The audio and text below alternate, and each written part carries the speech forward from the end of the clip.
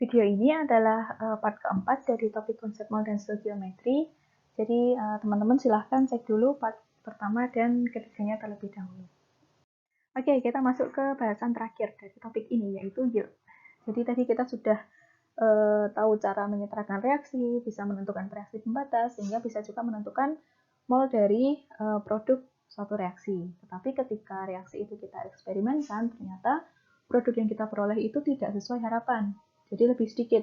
Semisal dari reaksi kita perhitungkan, dari mol produknya kita peroleh harusnya mendapat 1 gram padatan di akhirnya. Tapi ternyata waktu dieksperimenkan kita cuma mendapat 900 mg.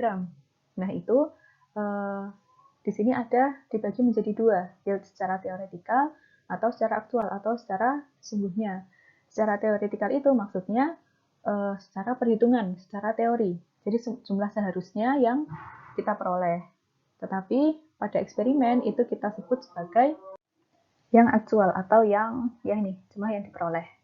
Nah, oleh karenanya biasanya dalam suatu reaksi itu bisa ditunjukkan persen yieldnya, yaitu jumlah yang diperoleh atau jumlah seharusnya relatif terhadap jumlah sesungguhnya. Jadi jumlah dari perhitungan relatif terhadap jumlah dari eksperimen. Untuk perhitungannya sendiri ini secara sederhana, sama seperti menghitung persen massa tadi. Untuk mengingatnya cukup yang berada di pembilang itu pasti yang lebih kecil. Jadi tadi sudah tahu kalau yang kita peroleh di eksperimen itu pasti lebih sedikit dari secara teorinya. Kalau lebih besar itu justru berarti ada kesalahan dalam reaksinya gitu. Karena lebih kecil maka dia berada di pembilang. Nah, yang secara teori, secara teoretikal, dia lebih besar maka dia menjadi penyebut. Lalu dikalikan 100%. Nah, persen yield ini hampir tidak pernah tercapai 100%. Sangat sulit mencapai 100%. Karena apa? Bisa ada banyak penyebabnya. Yang pertama ini zat menempel di wadah.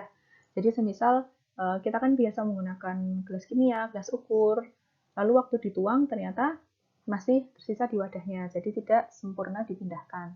Atau ketika kita bekerja dengan zat yang mudah menguap, jadi seharusnya kita pikir masih dalam bentuk cairan atau larutan, tapi ternyata sebagian kecil sudah ada yang menguap, jadi berkurang. Atau mungkin endapan tidak tersaring sempurna. Jadi semisal biasanya kalau ada endapan kan kita saring gitu. Nah, ternyata ada yang semisal saringannya tidak sesuai, mungkin ada endapan yang tidak tersaring. Jadi seharusnya kita tadi mendapat 1 gram, ternyata hanya mendapat 900 mg, jadi sisanya tidak tersaring. Bisa juga karena terbentuknya byproduct atau produk samping. Jadi semisal reaksinya adalah A plus B menghasilkan C. C ini yang kita harapkan didapatkan, tapi ternyata dari A plus B itu juga bisa menghasilkan D atau ini produk sampingnya. Jadi dari reaktan itu tidak sepenuhnya menjadi produk yang kita inginkan, tapi juga membentuk produk yang tidak kita inginkan, gitu. Nah, jadi bisa disimpulkan suatu reaksi itu ketika persen yieldnya itu mendekati 100%, artinya eksperimen yang kita lakukan itu semakin mendekati sempurna atau benar-benar sesuai prosedurnya gitu. Dan biasanya kalau di kita praktikum ya di laboratorium itu ada bisa dilihat gitu perbandingannya. Oh, cuma mendapat persen yieldnya 60%, berarti masih kurang bagus eksperimennya gitu. Nah, ini ada contoh soal dari UTS 1 2018 nomor pertama. Bisa di screenshot dulu untuk dicoba dikerjakan mandiri. Atau bisa juga nanti menjadi bahan diskusi bersama di grup ataupun ketika ada tutorial langsung. Tapi untuk di video ini hanya akan aku berikan gambaran kasarnya saja. Jadi bisa dicoba diselesaikan dahulu. Oke, untuk pembahasan secara kasarnya, jadi ini ada campuran padatan MgOH2 2 kali dan MgCO3 direaksikan dengan larutan HCl menghasilkan larutan MgCl2. Tuliskan persamaan reaksi yang setara. Di sini terbagi dua, jadi dari soalnya sendiri sudah ada clue bahwa reaksi ini tidak berjalan dalam satu persamaan reaksi saja, tapi ada dua. Jadi MgOH2 dan juga MgCO3 ini bereaksi masing-masing dengan larutan HCl tadi. Untuk yang pertama berarti hasilnya adalah MgCl2, magnesium klorida, dengan senyawa satunya adalah H2O atau air. Untuk yang reaksi kedua, sama menghasilkan magnesium klorida, tetapi senyawa sampingnya adalah H2O dan CO2. Mungkin ada yang berpikir H2CO3, tapi H2CO3 ini sebenarnya di dalam air mudah mudah terpecah menjadi CO2 dan juga H2O. Untuk penyetaraannya silahkan dicoba sendiri. Oh, dan jangan lupa fasanya. Jadi di sini ada padatan, di sini ada larutan HCl, ada juga larutan magnesium klorida. Kalau karbon dioksida itu fasanya gas. Jadi jangan sampai lupa ditulis di persamaan reaksinya. Lalu ada tuliskan rumus kimia dua senyawa ionik yang terdapat. Senyawa ionik sudah tahu ya. Kalau di di soal ini berarti ada MgOH2, jadi Mg2+ dan 2OH-. Magnesium karbonat karena dia dari Mg2+ dan CO32-.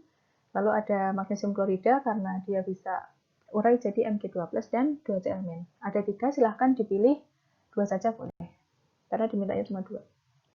Nah, selanjutnya jika 425 gram campuran, berarti ini dari MgOH2 dan juga MgCO3 yang mengandung 64,8% W per W. W per W itu maksudnya massa per massa. Jadi kalau di sini gram berarti 64,8% kali 425 gram, hasilnya nanti juga dalam bentuk gram. Dan juga 35,2%, ini semisal tidak diketahui, kita juga bisa menghitungnya dengan 100 dikurangi 64,8, karena dalam campurannya hanya mengandung 2 senyawa ini. Dirahasiakan dengan HCl, maka hitung massa asam klorida yang diperlukan. Berarti dari dua persamaan reaksi sebelumnya, kita menggunakan stoikiometri. Jadi di sini ada massa, ini kan massa reaktan yang pertama ya. Ini juga ada massa reaktannya. Kita carikan molnya, lalu dengan stoikiometri molnya disetarakan ke masing-masing HCl-nya. Jadi nanti dari reaksi pertama kita dapat mol HCl, dari reaksi kedua kita juga dapat mol HCl. Nah, ini molnya ditotal. Kalau molnya sudah ditotal, baru bisa kita cari massa HCl totalnya. Atau bisa juga masing-masing dikonversikan ke gram dulu, kalau ditotal harusnya sama saja.